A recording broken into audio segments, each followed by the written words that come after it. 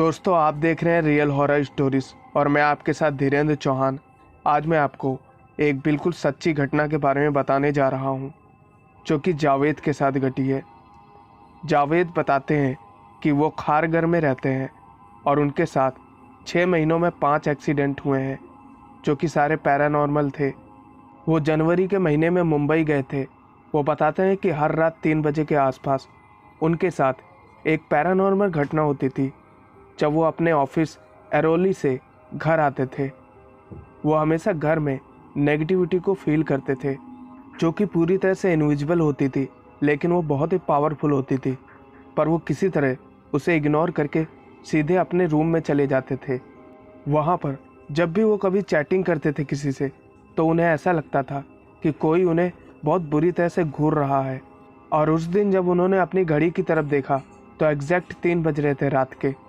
इसके अलावा भी उन्होंने कई सारी घटनाओं को होते हुए देखा, जैसे कि कभी कभी उन्हें ऐसा महसूस होता कि कोई उनके सामने से भाग के किचन की ओर गया है। लेकिन उसके बाद उनके साथ एक ऐसी घटना हुई जिसको वो अभी भी याद करते हैं। उनके एक दोस्त की बहुत ज़्यादा तबीयत खराब हो चुकी थी, तो वो उसे देखने के लिए उनके घर पर गए थे। लेकिन जब वो उसके घर से अपने घर वापस लौटे तो उन्हें वहाँ पर एक जली हुई लड़की दिखाई दी। बिल्कुल अंधेरा होने के कारण वो साफ साफ उसका चेहरा नहीं देख पाए थे। उन्हें डर तो बहुत लग रहा था, लेकिन फिर भी वो किसी तरह हिम्मत जुटाकर उस लड़की की तरफ आगे बढ़ रहे थे। पर जैसे ही वो उस लड़की की तरफ आगे बढ़ रहे थे, वो लड़की भी अपने पैर पीछे की तरफ ले जा रही थी और अचानक वो उनके सामने से गायब हो जाती है। इस घटना के बाद वो बहुत ज़्यादा गुस्से में थे और उन्हें ये भी समझ नहीं आ रहा था कि उन्हें करना क्या चाहिए। धीरे धीरे वो डिप्रेशन का शिकार होते जा रहे थे। अब तो इन सब बातों की हद ही हो चुकी थी। अब उन्हें ऑफिस में भी वो औरत या कहे तो वो आत्मा महसूस होती थी और वहाँ पर भी वो उन्हें परेशान किया करती थी। लेकिन एक दिन इनके साथ बहुत बुरा हुआ।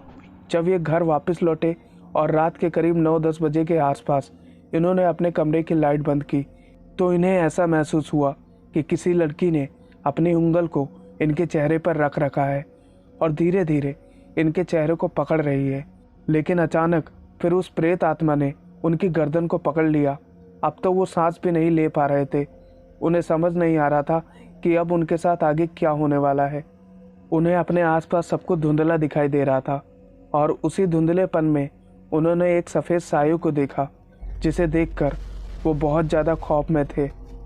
लेकिन अचानक से पता नहीं ऐसा क्या हुआ कि वो आत्मा उन्हें छोड़कर चली गई और वहीं पर वो गिर पड़े।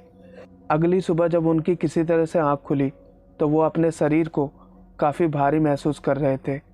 वो किसी तरह शीशे के सामने गए और वहाँ पर अपने चेहरे को निहार रहे थे।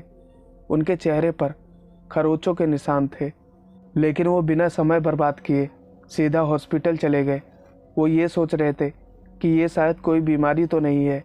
लेकिन जब उनकी हॉस्पिटल में जांच हुई और सारी रिपोर्ट उनके पास आई तो वो बिल्कुल नॉर्मल थे। उनमें किसी तरह की कोई बीमारी नहीं थी। अब उन्हें अच्छे से समझ में आ गया था कि उनके अंदर किसी भी तरह की कोई बीमारी नहीं है, बल्कि उनके साथ जो कुछ भी हो रहा है वो बिल्कुल सच है। रिपोर्ट्स लेने के बाद वो अपने घर वापस नहीं गए, बल्कि सीधे दोस्त के घर पे चले गए।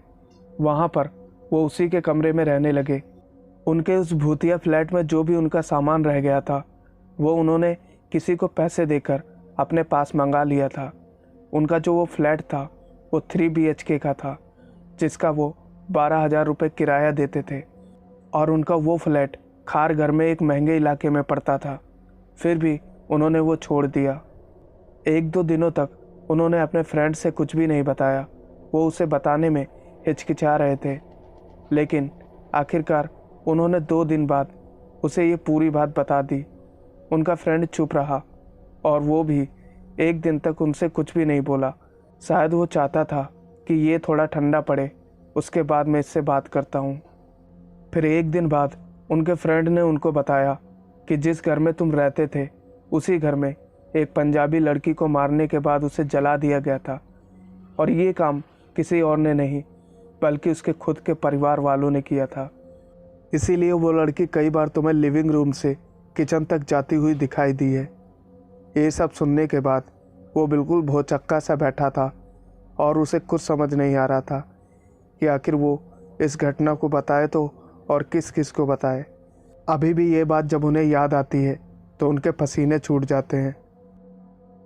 दोस्तों, इस घटना का या कहे तो इस कहानी का मैं आपको स्क्रीनशॉट दिखा रहा हूँ। देखिए दोस्तों, ये है स्क्रीनशॉट। इससे आपको कम से कम ये तो विश्वास हो जाएगा कि इस कहानी को मैंने नहीं लिखा बल्कि किसी ने मुझे भेजा है।